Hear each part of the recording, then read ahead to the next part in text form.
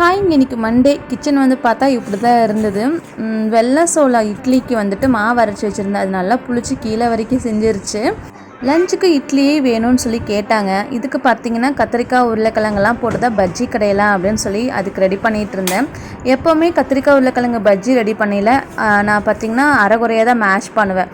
அதனால் பசங்க அதில் இருக்க கத்திரிக்காய் எல்லாமே ஒதுக்கி வச்சுருவாங்க. இன்றைக்கி அந்த கதையே ஆகாது அப்படின்ட்டு ஒரு பானையில் தண்ணி ஊற்றி தண்ணி காஞ்ச பிறகு கத்திரிக்காய் உருளைக்கிழங்கு பச்சை மிளகாய் வெள்ளைப்பூண்டு மஞ்சள் தூள் இதெல்லாம் போட்டு ஒரு 3/4 அளவு காய் வெந்த பிறகு ஒரு 3 தக்காளியும் போட்டு நல்லா வேக வச்சுட்டு சூடான பிறகு மிக்ஸி ஜாருக்கு மாற்றி நைஸாக அரைச்சி எடுத்துக்கிட்டேன்.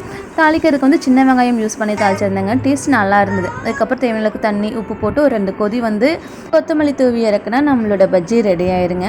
சாப்பிட்றதுக்கும் போட்டு கொடுத்து லஞ்சு பேக் பண்ணிவிட்டு இன்றைக்கி ஸ்நாக்ஸுக்கு ஃப்ரூட்ஸ் கூட காயின் பிஸ்கெட் வச்சு பேக் பண்ணிட்டேங்க. இந்த லஞ்ச் பாக்ஸ் பிடிச்சா லைக் பண்ணிக்கோங்க. இந்த மாதிரி வீடியோஸ்க்கு நம்ம சேனல் மறக்காமல் சப்ஸ்கிரைப் பண்ணிக்கோங்க. தேங்க்யூ.